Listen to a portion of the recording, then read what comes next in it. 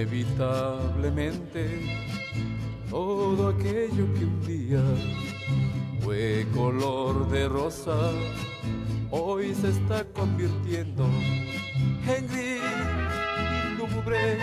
Tú sabrás el porqué. Por mi parte, te entregué mi cariño. Son las 5 de la tarde, 5 y algo, 5 y 7. Siempre tenemos ajustes técnicos de última hora entre la tecnología y yo. Hay algo personal, porque creo mucho en la tecnología. Pero me encuentro muy feliz porque estamos transmitiendo en la Casa de América Latina, en el corazón de Bruselas, y con decenas de ecuatorianos que al enterarse el día de ayer de este enlace han venido incluso de Alemania, de Francia. Muchas gracias.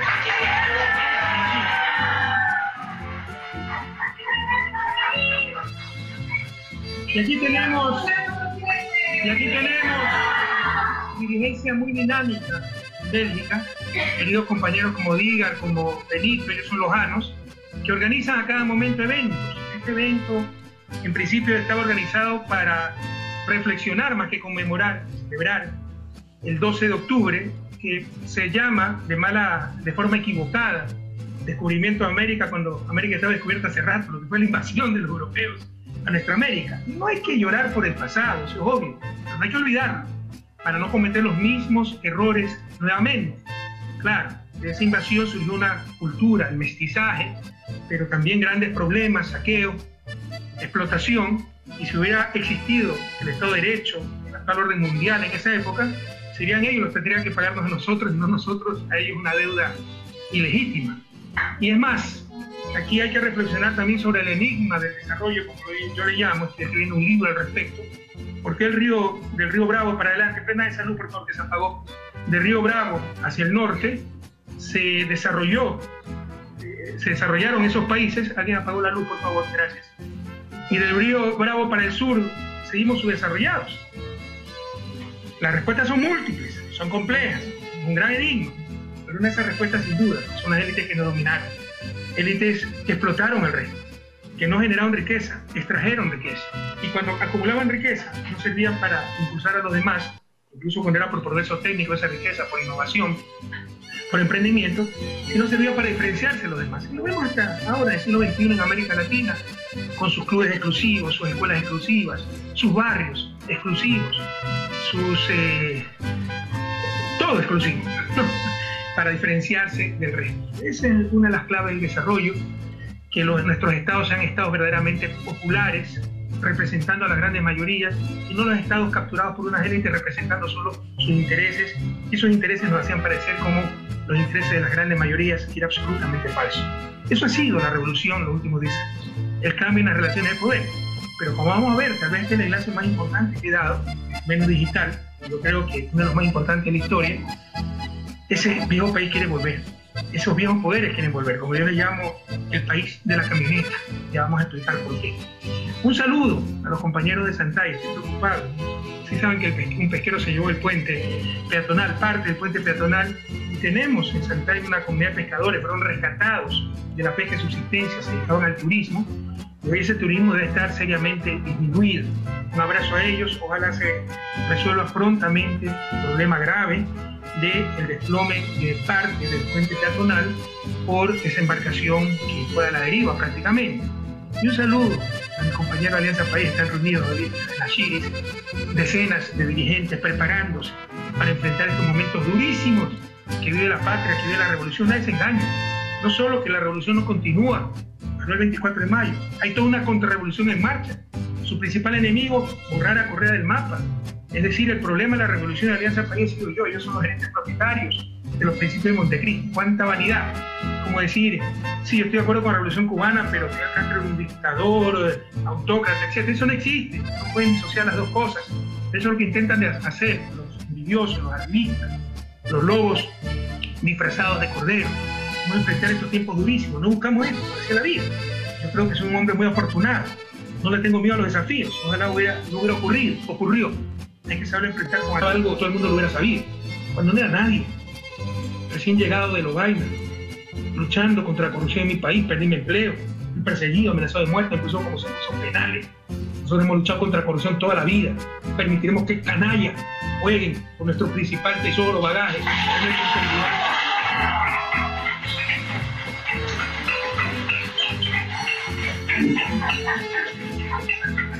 que se trata también de seguir utilizando la lucha anticorrupción como pregunta 1 para ocultar, entre otros, la verdadera corrupción, pues, compañeros. Están repartiendo el país cual botín entre piratas. Las eléctricas buscarán, ya sacaron el gerente, ¿sí? El efecto para abajo sigue siendo lo buscarán. ¿Ustedes creen que esa escoria de la política nacional va a aplaudir a un gobierno sin pedir algo a cambio? Tienen las eléctricas. Autoridad portuaria está en manos de la Sociedad Cristiana en Guayaquil. El Consejo o Comisión de Seguro de Depósito maneja 1.000 millones, respalda el sistema financiero. Debe ser independiente a la banca. Se lo entregaron a la banca. Así se está gobernando. Esa es la verdadera corrupción. La demagogia es la verdadera corrupción. Pero el pueblo no come cuentos, ¿eh? En las encuestas, ellos lo saben, la corrupción está en el puesto 3º o 4º. Es que el ecuatoriano es inmoral y no le interesa la honestidad. Por supuesto que no. Pero ellos saben, el ecuatoriano sabe, que no es verdad lo que están diciendo. Que ya en el registro civil no tiene corrupción, en las compras públicas no tiene corrupción, en la aduana no tiene corrupción, en el SRI no tiene corrupción.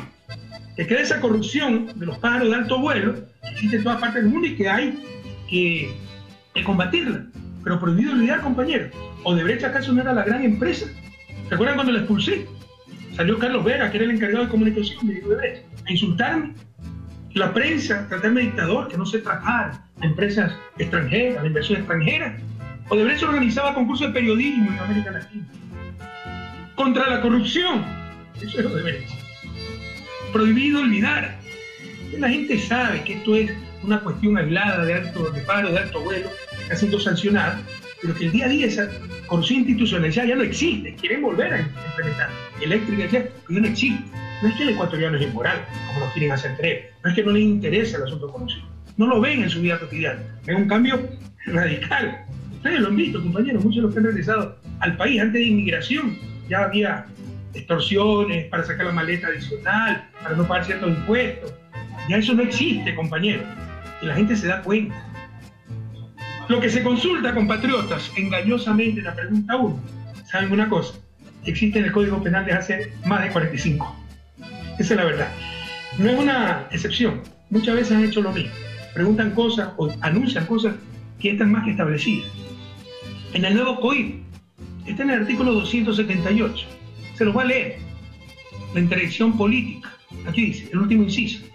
Las o los sentenciados por las conductas previstas en este artículo quedarán incapacitadas o incapacitados de por vida para el desempeño de todo cargo público, todo cargo de entidad financiera o entidad de la economía popular y solidaria que realicen intermediación financiera.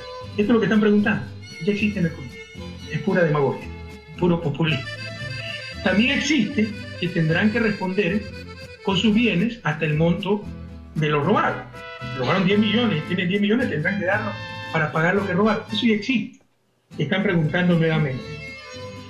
Sobre la pregunta 4, sobre la imprescriptibilidad de los delitos sexuales contra niños, niñas, adolescentes, además de que también se pueda tratar por la Asamblea, a inicios de año yo envié el proyecto de ley proponiendo que la prescripción para delitos sexuales en contra de niñas, niños y adolescentes sea de 40 años. Lo quiere hacer imprescriptible, perfecto.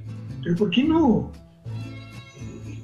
utilizar ese proyecto de ley? Y esta pregunta, el presidente de la Asamblea, Pepe Senado, dijo, esta pregunta fue presentada por la Asamblea. Una demagogia.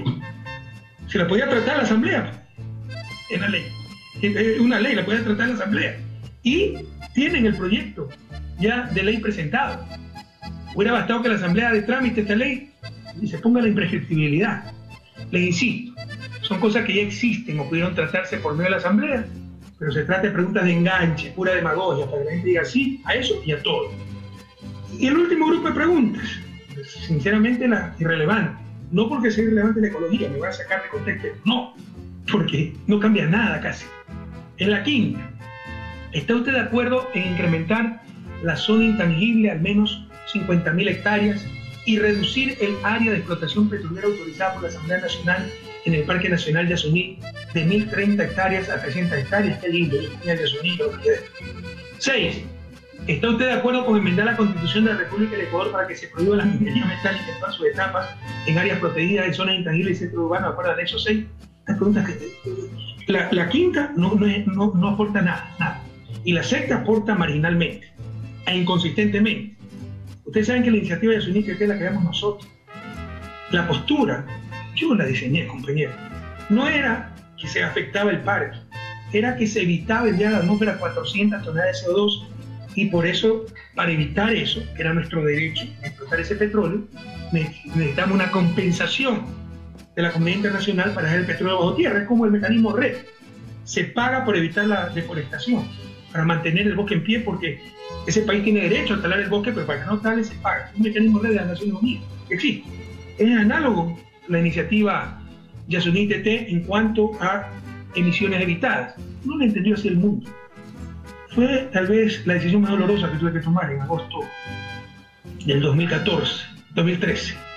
Y tuve que dar paso a la iniciativa, pero siempre cuidando el Yasuní. A tal punto que el permiso de la Asamblea fue para 1.030 hectáreas del 1.000.000 de hectáreas que tiene el Yasuní. Y ustedes recordarán en algún conversatorio, algún enlace que dije, y si tenemos suerte serán solo 250 hectáreas, porque ya veíamos que el impacto iba a ser mucho menor. Tuberías subterráneas, helipuertos, etc. Se mandaba las unidades de potencia, energía, a varios kilómetros fuera del Yasuní. Obviamente, ese petróleo se mandaba también a procesar fuera del Yasuní. El impacto era mínimo. Ya lo sabían. Entonces ahora ellos proponen que se explote solo 300 hectáreas. No están ahorrando una gota de petróleo, se están burlando para querer contentar a todo el mundo. Los yasunidos, tanto que reclamaban, ahora qué dicen. Se está evidenciando que eran políticos. Congreso aquel entonces, ¿se acuerdan?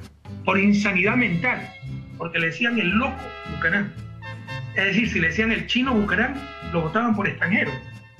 Así era de ridículo ese país, el país de ese entonces. Pero no solo aquello, sacan al presidente y en lugar de ser reemplazado por la vicepresidenta Rosalía Arteaga, lo ponen a Fabián Alarcón, el director de orquesta del golpe, que era presidente del Congreso, y lo ponen como presidente interino. Pero no se había roto la democracia, todo era constitucional. Busquen, y aquí tenemos abogados constitucionalistas, en toda la historia del país, cuando ha habido en la Constitución el cargo de presidente interino. Esa era una ruptura del orden constitucional por todos los costados, era absolutamente ilegal. Pero ¿qué hizo el país? Miró para otro lado.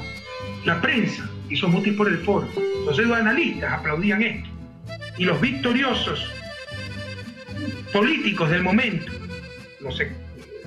representando los mismos sectores e incluso los mismos actores de ahora, se paseaban en una camioneta, no muy orgullosos de lo que habían logrado.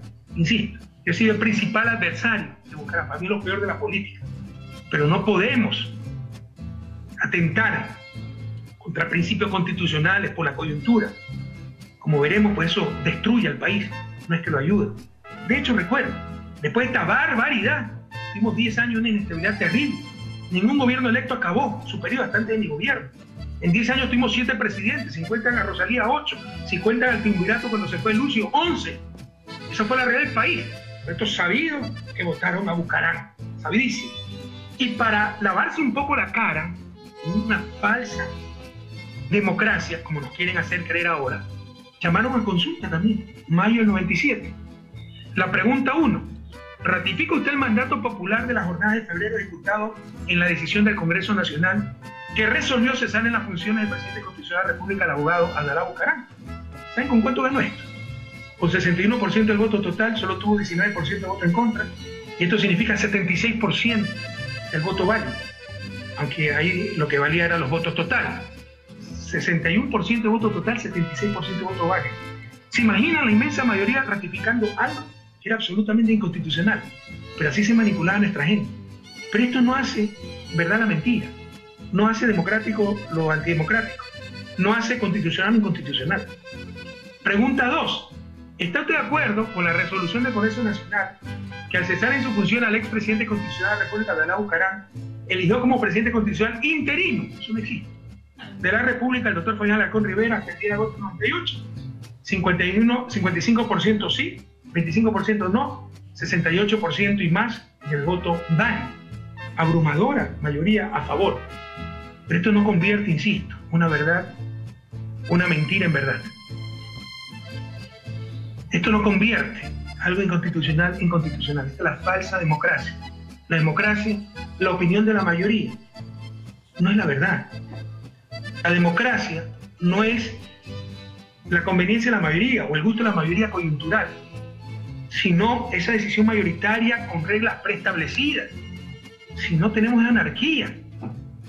Contra esa camioneta es que luchamos, compañeros. Por eso nació Alianza País. Por eso nació la Revolución Ciudadana. En eso nos definimos, en estar contra lo que representaba esa camioneta. Por el facto que le importaba un bledo el país, le importaba un bledo la democracia, la Constitución, en función de sus intereses coyunturales inmediatos. Cambiar eso fue cambiar las relaciones de poder. Y hoy vemos que vuelve esa camioneta, vuelve a la nomenclatura, el establishment, aplaudir al gobierno actual. Y el gobierno está subido en esa camioneta, y ya lo subieron incluso a la Bucará. Prohibido olvidar. Contra eso luchamos y lo volveremos a derrotar, compañeros.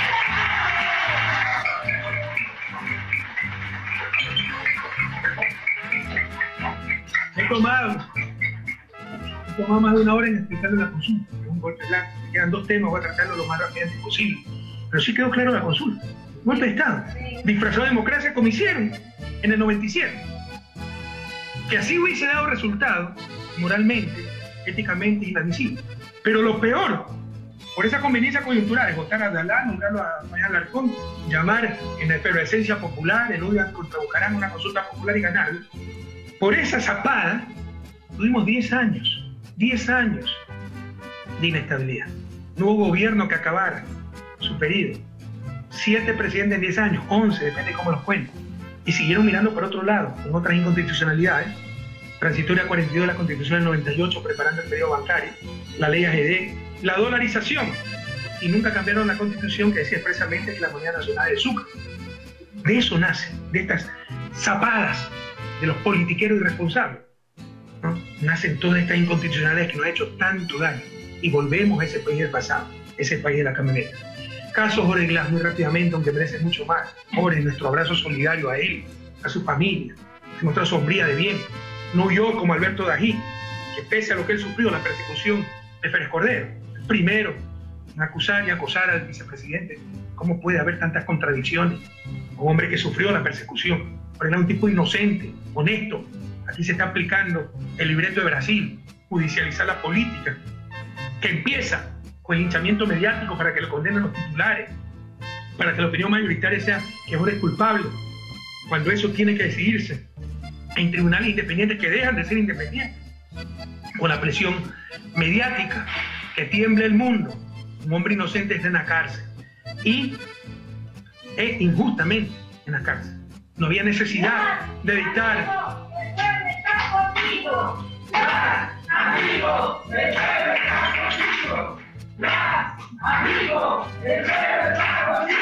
Esta hora, ¿cómo te quieren nuestros hermanos gigantes? ¿Cómo te quieren los manavistas? Tanto hiciste por ello una reconstrucción, los esmeraldeños, tanto. Por más que han hecho, ¿no? El mínimo que tuvo Jorge, que le destruyeron su reputación, era 30%. ¿Saben lo que es? Tener 30% de apoyo popular en la coyuntura. Subió Jorge, una inmensidad. Aquí. Angela Merkel acaba de ganar con el 32%. ¿No? Pese a todos los ataques. Un hombre inocente está en la cárcel. Un abuso del derecho. Lo han dicho hasta los propios opositores. ¿Por qué se le dictó prisión preventiva? ¿Saben por qué? Para ya reemplazarlo y empezar a contar los días para abandono del cargo. Porque el objetivo es apoderarse de la vicepresidencia. Porque es otro de los obstáculos en el plan de esta gente para volvernos al viejo país.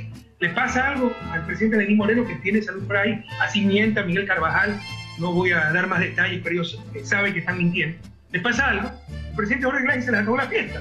Que tienen que deshacerse de Jorge Glass. Ese es el objetivo, compañero, apoderarse de la vicepresidencia. Por eso también presionaron para la prisión preventiva, para que empiecen a contar los días de abandono del cargo. Jorge Glass pidió vacaciones, es decir, eso no entra como ausencia temporal, que cuenta como abandono del cargo.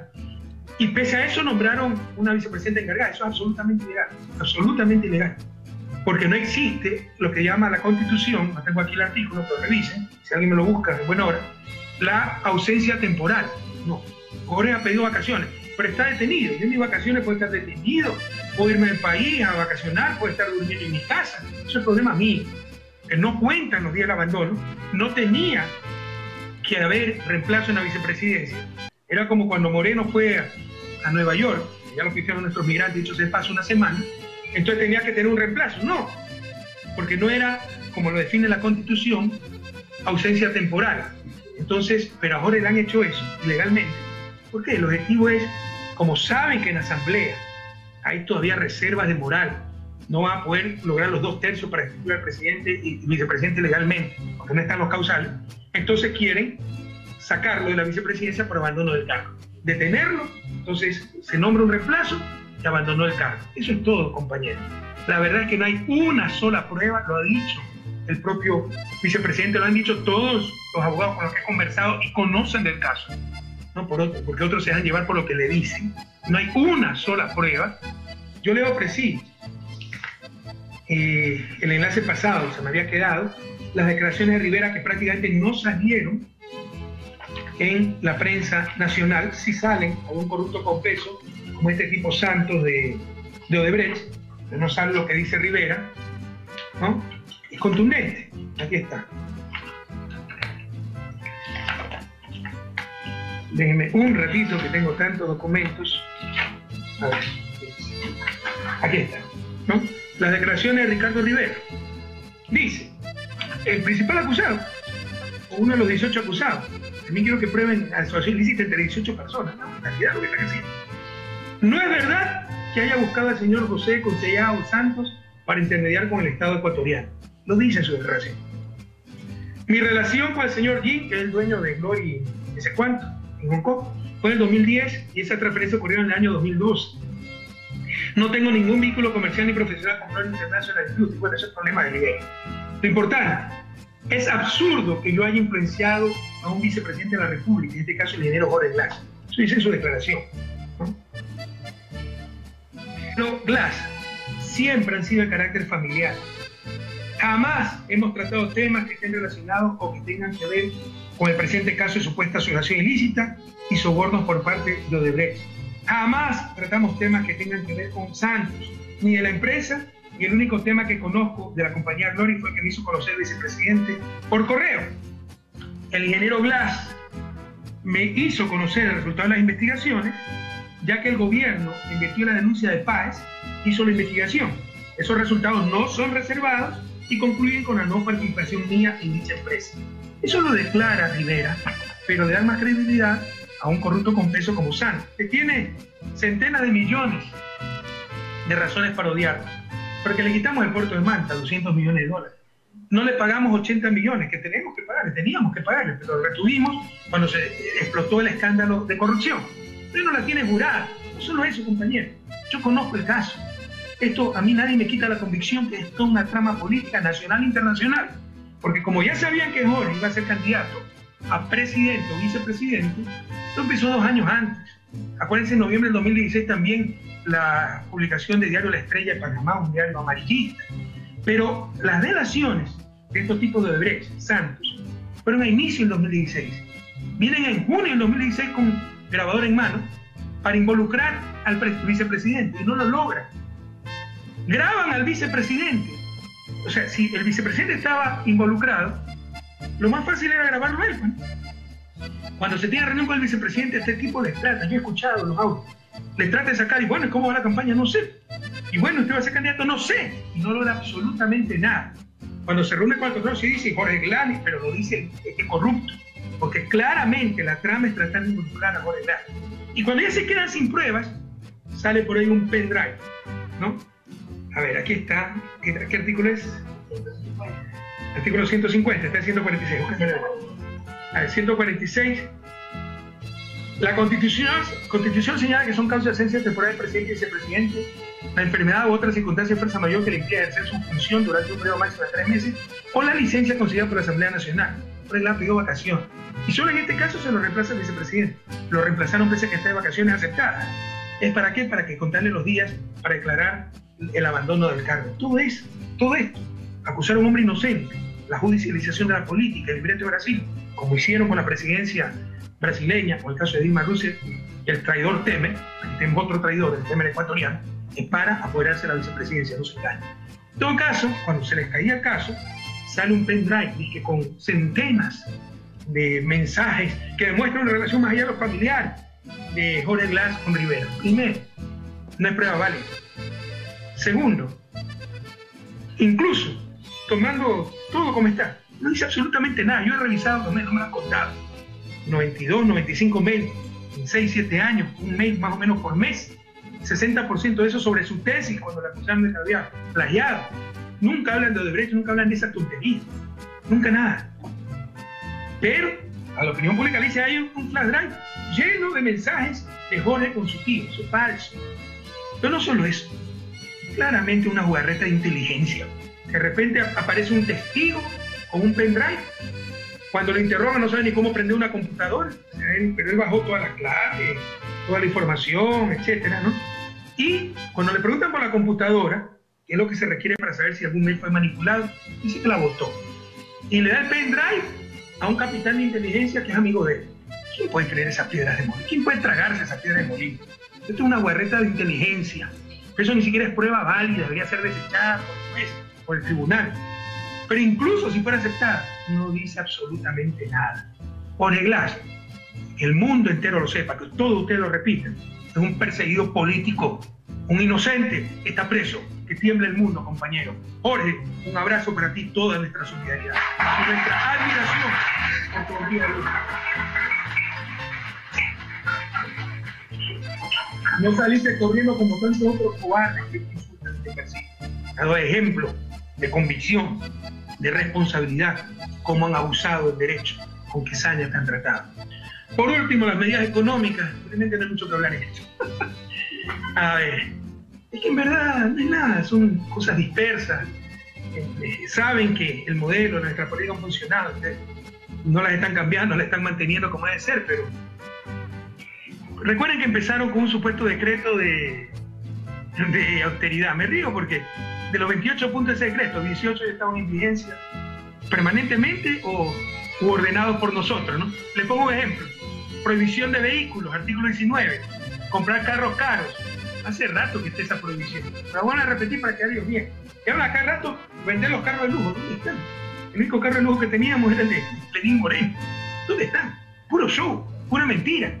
¿Se acuerdan que también dijeron que iba a vender el avión presidencial? Estamos esperando que lo vendan. Lo terrible de ese decreto es que centraliza el Banco de Fomento. Van a Ecuador, lo sacan de Quevedo para mandarlo aquí. Este es un gobierno tremendamente centralista. Yo no sé cómo permitieron eso los riocenses y las autoridades que representar a los fluminenses. El decreto de autoridad es pura farsa. Dicen que van a obtener 500 millones de ahorros. Es mentira. Y nadie dice nada. Yo acá no tengo todos los datos. Pero ya vamos, les ofrecí hace algunas semanas el fact-checking, chequear los hechos. Lo estamos haciendo. La gente trabaja en su tiempo libre, está siendo perseguida, etcétera, tiene que cuidarse, pero lo vamos a hacer, ojalá esta semana. Y el Observatorio Ciudadano para dar seguimiento a las cosas que ofrecen. Cuántas casas se han hecho, cuántos bonos se han aumentado. Pero verán, 500 millones es una gran mentira. Que hagan el desglose de esa plata, es mentira. Es pura demagogia. También nos dijeron que 10.000 millones en deuda, más que salud y educación juntos. Eso dice Moreno, que no sabe nada de economía. Ustedes sí recuerdan que antes se hablaba solo de deuda externa. ¿Se acuerdan? No se hablaba de deuda pública, ¿se acuerdan? Deuda externa. ¿Por qué? Eso es lo importante. Países como los nuestros, el Estado no se financia el sector privado. El sector privado se financia el Estado.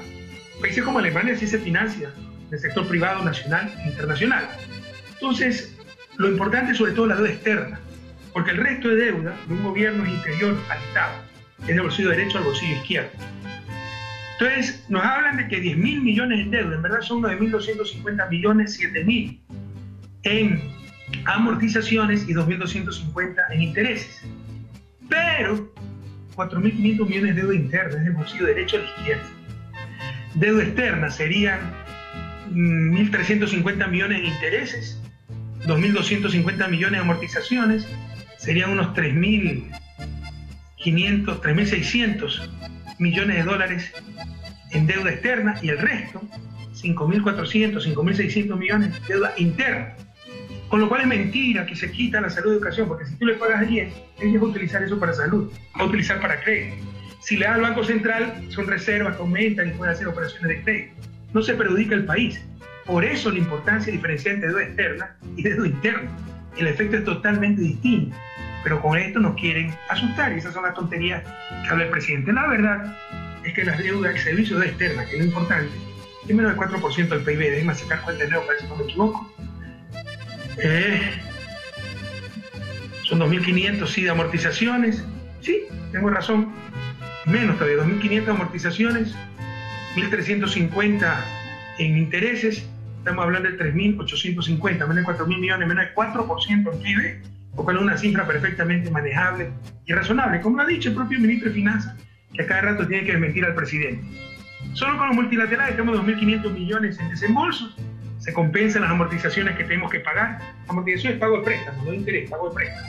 Me dieron 100, pago 100, más 10% de intereses, ¿no? Esa es otra cosa. Entonces me prestan 100, esto se recicla, así funciona la finanza pública. Como le decía, 4.500 restantes son deuda interna, y el Banco Central no sale del país. Y se puede manejar rollover, volver a rodar esa deuda. Ah, pero la deuda de ayer. La deuda de ayer sobre todo viene de los 1.000 millones que nosotros le teníamos que dar en subsidio anualmente. Y con eso compraban bonos, compañeros, sino que nadie da la información completa. Bueno, no quiero caer más en esto. No hay un grave problema de deuda, lo ha dicho el propio ministro de Finanzas. El mismo Fondo Monetario dice que la economía se recupera. Los irresponsables en abril habían pronosticado 1.2% de crecimiento y en octubre dicen que vamos a crecer 0.2%. En verdad nosotros estimamos 1.4%. El gobierno ha dicho 0.7% por el mal manejo de la economía, porque tienen más alto precio del petróleo que yo, le dejé creciendo la economía. Si ya la hacen decrecer es por inutilidad, porque no están ejecutando la inversión pública, etc. Recuerden que yo tuve barril en el 2017 a $35. El primer trimestre a $20 y nos cayó el terremoto. Esas son dificultades económicas. Ahora está 43% más alto, está a $50 y dicen que la economía está en situación crítica. Son inútiles, no tienen a quién echarle la culpa. Y no se atrevieron a dar paquetazos, que querían darlo, porque necesitan 1.250 millones solo para las casas ofrecidas, sin contar con incremento de bonos. Entonces no han dado el paquetazo. ¿De dónde van a sacar los 1.250 millones? Vamos a contar las casas, ¿eh? Vamos a contar. Miren, de las medidas económicas, que no es programa económico, son medidas parches, por un lado, son buenos deseos, ¿ya? Son tres cosas las importantes, el resto es hojarasca, ¿no? La subida de impuesto a la renta, la tasa, que para controlar el contrabando y los aranceles, son medidas tributarias, aranceles son tributos a bienes extranjeros. ¿Por qué bajamos impuesto a la renta de 25 a 22%? Porque ese impuesto a la renta de 25% más el 15% de participación de trabajadores, es decir, si una empresa tiene $100 de utilidad, $15 tiene que darle a los trabajadores, y sobre el 85 se cobra el 25%. Pero a la empresa es lo mismo pagarle al Estado que pagarle a los trabajadores. El costo para la empresa de esos 100 era 36.25%. O sea, el impuesto era 36.25%. Estados Unidos, hay estados que con los impuestos federales y estatales tienen 39% de impuestos. Pero el caso de América Latina era más alto de toda la región. Por eso redujimos 3 puntos en impuesto a la renta. Mal paga el diablo a sus devotos, ¿verdad? La Cámara de Comercio, la derecha, todos estaban haciendo olas, ¿no? por Lenín Moreno, y pese a que hay que reactivar la economía, conmigo me dicen suben los impuestos, lo cual es lo contrario a lo que hay que hacer. Y suben aranceles y se inventan una tasa de lucha contra el contrabando. Pese a todo eso, hablar de 1.600 millones de recaudación es una locura. Aquí nos están engañando también. De acuerdo a ellos, 200 millones tributarios netos, sí. El impuesto de renta son unos 300 millones. Súmenle otros 20, 30 millones, los que ganan más de $3.000 el 13º. Réstenle los incentivos a ciertas pequeñas industrias, microempresas, puede quedar 200 millones. Pero dicen que las tasas por control aduanero y aranceles mixtos serían 900 millones. La recaudación por aranceles es 1.500 millones, esto significa 60% de incremento. Es una brutalidad. Yo no creo que logren esto. No han especificado si los 10 centavos que se quieren cobrar como tasa para luchar contra el contrabando es sobre cada dólar, va a seguir un arancel de 10%, sobre toneladas, sobre unidades, no han dicho, pero piensan sacar 900 millones de falso. Esto tendrán que explicarlo más al país porque están mintiendo. Y dicen que con medidas administrativas de optimización, CSRI logrará 250 millones más y la aduana 250 millones más, 500 millones. También ver para creer, y en total 1.600 millones. Estos 1.600 millones de falso. Me están mintiendo. ¿Cómo mintieron con los 500 millones de austeridad? Si fuera cierto, qué maravilla, pues ya tienen 2.100 millones de financiamiento. ¿Ustedes qué se quejan? De que no hay financiamiento. Sí estarían logrando 2.100 millones. Más fácil que caiga un mentiroso que un ladrón. Esto es lo primero relevante, ¿no? Estas medidas de ingreso fiscal que están exagerando la recaudación que van a tener. De ahí, lo segundo, la flexibilidad laboral. No nos dicen qué clase de contratos van a hacer, que va a haber nuevas formas de contrato, pero cuidado, le están haciendo caso a las cámaras de producción para lograr la flexibilidad laboral. Recuerden la tercerización. Si esto hubiera resultado, ya seríamos desarrollados. ¿Qué mayor flexibilidad que la tercerización? Y la tercerización fue un verdadero desastre, compañeros. Ojalá no quieran volver a esto, pero ni siquiera hay cómo comentar mucho de esto, porque han dado mayores detalles. Y esto sí es grave, la tercera medida es relevante. El retorno de capitales le hace impunidad para capitales. Ellos son listos y nosotros tontos. A mí me propusieron esto 10 veces. El mismo equipo económico, lo cual hay mucha gente leal que permite que nos insulten, etc. Y por lo menos sus se quedan calladitos, ¿no? ¿Cómo puede usted entender que sea el mismo equipo económico, pero a la vez acepten que no hemos sobreendeudado, que el gasto ha sido irresponsable, que la situación económica es crítica? Si alguien tiene dignidad, dice yo me voy, pues. Bien.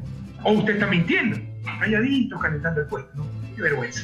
Pero en todo caso, esto me lo propuso muchas veces parte del equipo económico que continúa. Yo siempre lo rechacé, porque hay cosas más importantes para el desarrollo de un país, para el buen vivir, que cuánta plata entra o sale, compañero. Por ejemplo, el bien moral.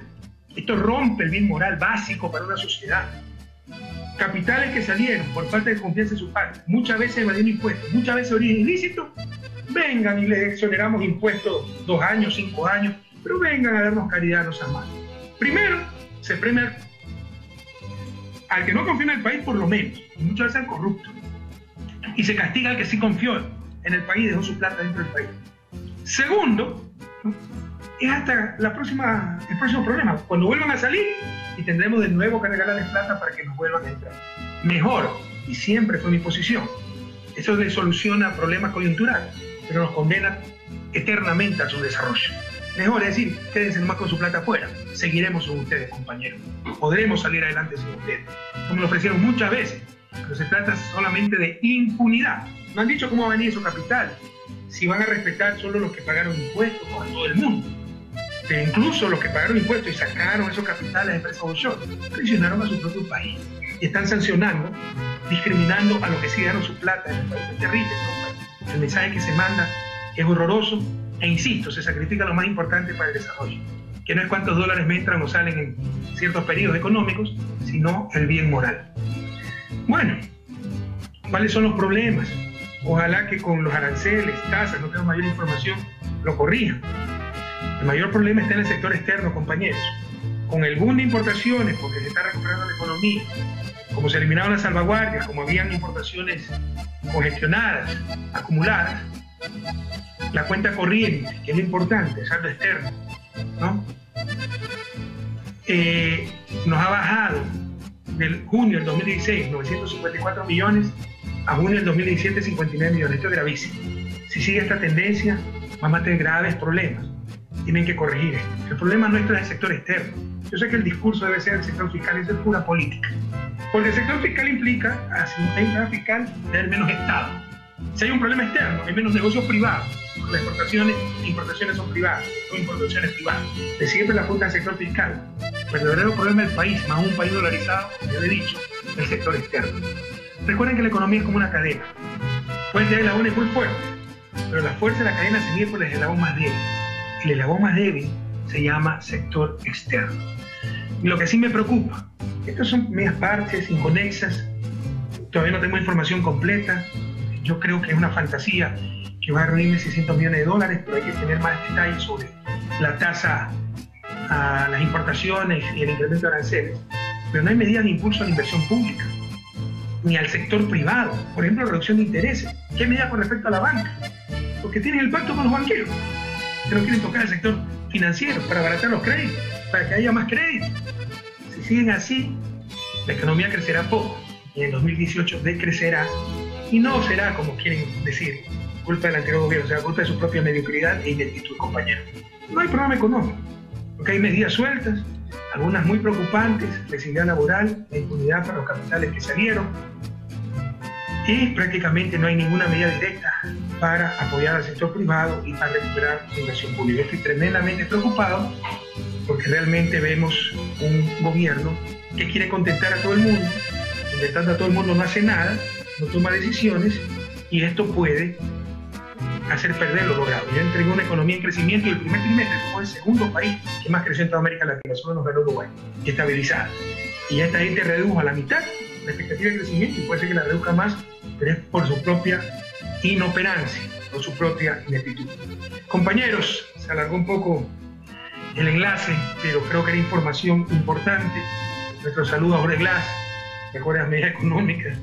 El modelo funcionó y continúa. De todos modos, hay que tomar acciones que no las está tomando el gobierno, sobre todo con respecto a financiamiento del sector bancario, con el cual tiene un pacto para ayudar al sector privado para recuperar la inversión pública, y sobre todo lo de la consulta popular. Se trata de un verdadero golpe de Estado blando, que está haciendo como lo dictase, ¿no? A reaccionar por el ecuatoriano. Ojalá la Corte Constitucional cumpla con su deber. Si no lo hace, tendremos que ir a una asamblea constituyente. No permitiremos el saqueo de la patria, no permitiremos el viejo país, el país de la camioneta, y nos volveremos a encontrar en las urnas. Un fuerte abrazo y hasta la victoria.